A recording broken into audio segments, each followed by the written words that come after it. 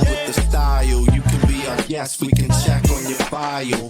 News Life and Beyond podcast, putting you in dirt. Other shows gone fast. We rock from the winter all the way to June, and pick it back up on the clock till noon.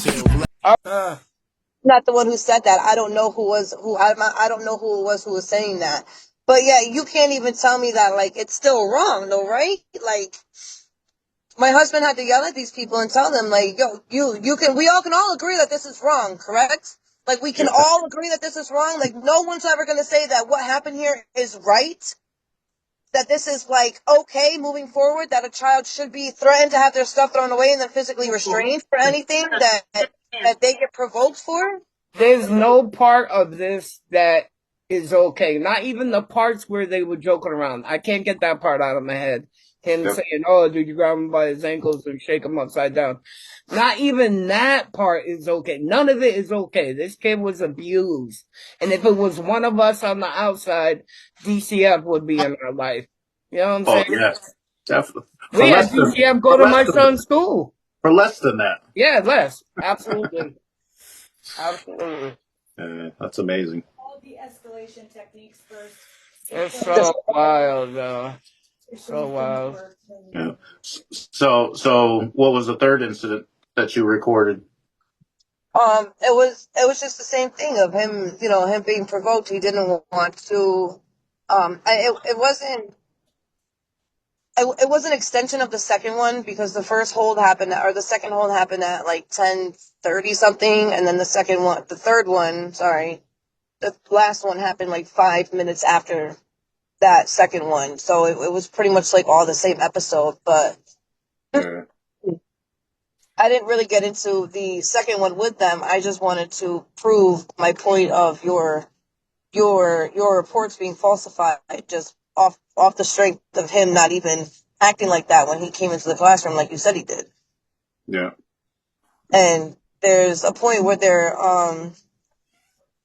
talking about like what was said, like somebody said something to him, and they're like, no, nobody said anything to him. Nobody said anything at all. Really? Really? No one said nothing? He's he's not an angry kid. This kid is happy. I mean, as most kids are when they're like good, but when they are feeling threatened and push their backs against the wall, like, yeah, they're going to lash out. Yeah. But he's never had these issues he doesn't even get like that at home. Because we don't talk to him like that at home. So these incidents are not like, okay. So when she called me and told me about the first or the hold itself without getting into like details of the other ones, I was like automatically like, you guys are doing something to him. You guys are doing something to him. This is not on him. How you are treating him is why he's reacting the way that he's reacting. But this is not on him. He is a child. And you guys are the adults. And we all expect a lot better from the adults that take care of our kids. Yeah. Especially, yeah. And it's bad that they're trying to push the blame onto your son, onto the 5-year-old, onto the little kid. Exactly. That's not, you know what I'm saying? And they're not trying to take the blame at all. Not one bit of it when you got the whole fucking thing on recording to obviously say that, yo, you guys are at fault. Everything they did is their fault. They did nothing right. The first meeting, we brought our son, the assistant principal came in on it because we got brought down to the office and I was being loud, but I was not yelling. The assistant principal came in and asked me to be quiet and to please stop yelling. And my husband kindly told him that I was not yelling. I have every right to be mad, but I am not yelling.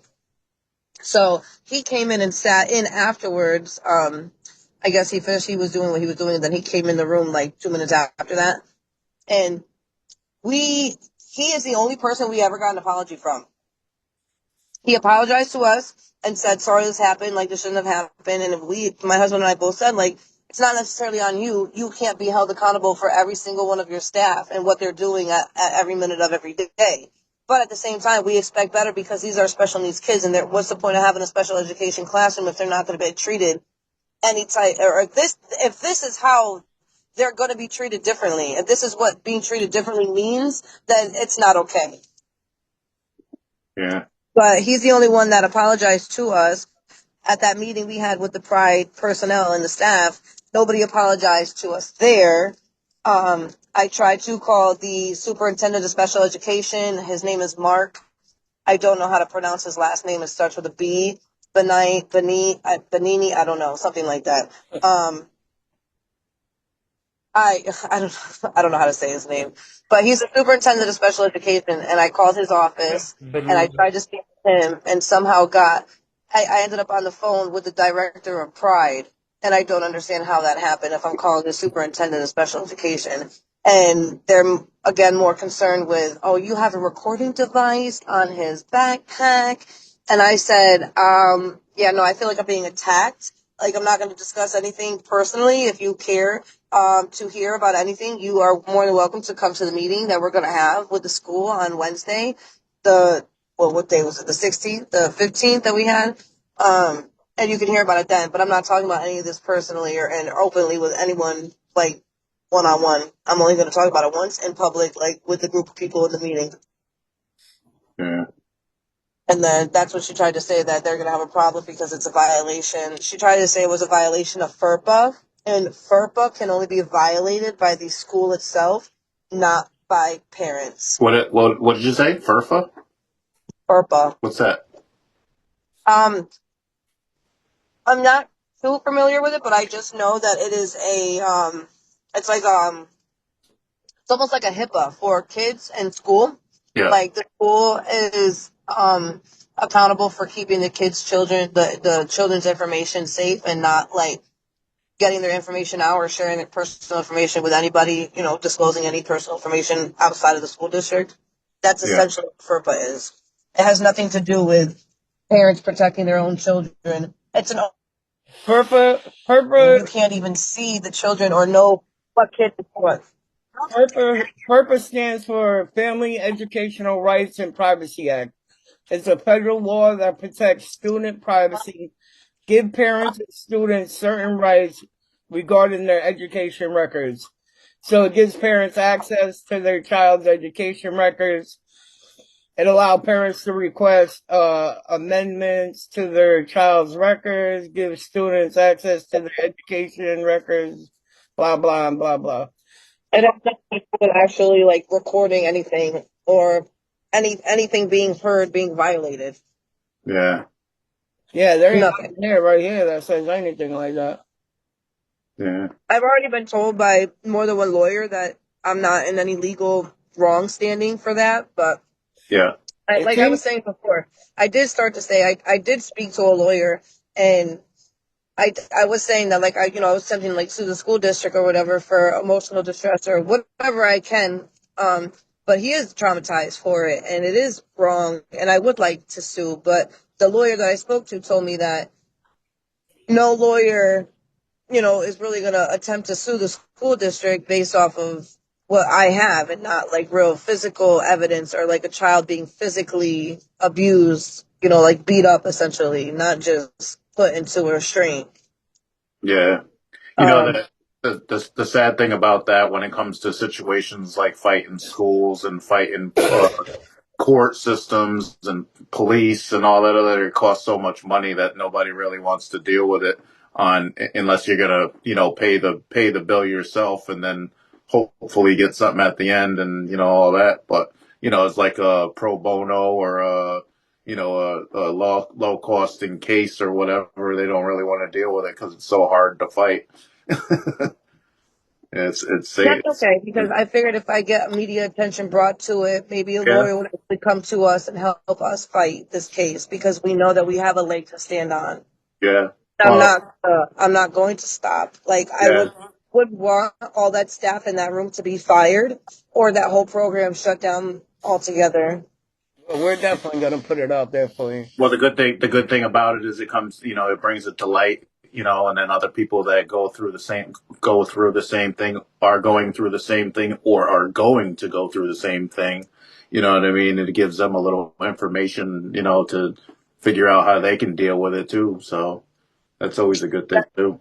When I called the superintendent's office back, on Friday, and I left a message, and I told the lady that I wanted to leave a message directly with the superintendent, because last time I called, I ended up putting the phone with somebody else who I didn't even call to speak to. So that was not how that phone call was supposed to go, and the superintendent didn't come to the meeting. So I want to speak to him and explaining what happened. The lady was like, I understand. I was like, no, you don't. No, you don't understand. Unless you have a child that actually went through the same thing, you do not understand. And I don't want you to understand. And I don't want any other parents to have to understand what we're going through. I'd rather you sympathize with the situation, but you cannot empathize with the situation. I want it changed so it doesn't happen again, because my son is not the last person, or my son is not the first person it happened to, and I know he's not going to be the last. But I would rather do something about it instead of sitting quietly and letting it continue, because it's not going to happen. Yeah. And so how long you been dealing with this now? This happened December 19th. Yeah. So a month. Yeah. A month.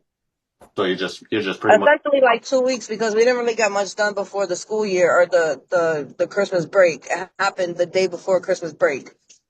Yeah, so The your 20th journey's. was Christmas break, so I had to wait for everybody to come back to school to really like get anything done. But I called the child advocacy office, and I'm gonna have to call them again. But they're the ones that suggested I call the Caroline, the DCF Caroline line, and open an investigation that way. I tried to go to the police. He didn't really say I had a police case, but I have to keep fighting in the avenues that I've been trying to get into. Yeah, But I can't I really would make a get police DCF report involved. about it. I would. But I would definitely get DCF involved. I did. I left the message. I called and I did the report like I was supposed to. You leave all your information, and they're supposed to make a case number out of it and then start to investigate it. But I haven't heard from anybody yet. Yeah. So after tomorrow's a holiday or whatever. But Tuesday or Wednesday this week, I'll call to try to follow up and see if there's a case number. Yeah, we just got over the holidays and everything, so everybody's pretty much still catching up on stuff right now, anyways. Yeah, Yeah. that's what makes it more stressful, is because everybody's already behind, and I don't want to sit here and wait and play catch up. Definitely.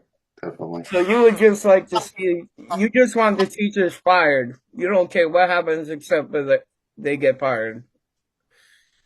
I mean, I would like to sue for some type of emotional compensation for my child, because he's 5 years old. You know what I mean? Absolutely. I agree with you. Like with the school district themselves, like, yeah, those teachers deserve to get fired. That whole program needs to get reevaluated with staff altogether, like new staff altogether. So whoever is running that program, if y'all are just more concerned with the recording device itself and not the well-being of the children in the classroom, y'all need to start at the top and work your way to the bottom, because I guarantee you the only reason you have staff that doesn't give a fuck to the degree that they have them in there now, that can just openly do things like this to children without feeling any type of guilt. I feel bad when I yell at my kid when he does something stupid. Yeah. And then I apologize to him. I'm like, I'm sorry, I shouldn't have yelled at you. Like, I lost my temper, I don't talk to him like he's any worthless than I am. I'm not any superior to you. I'm your mom, but you're a human too. Like, you have rights. I'm not just gonna disrespect you because you're a kid. Yeah. Now, there was Topics of discussion all depending on the mood of the person in the interview. As long as you keep it true, don't be lying for some views, cause we might just know you in real life and beyond. Lights, camera, it's on. News, life and beyond. Real life, real people, real discussions. Different people saying something. Everybody got a story to tell, so tell Steve, J, and Adam A, you tell. News, life and beyond. Real life, real people, real discussions. Different people saying something.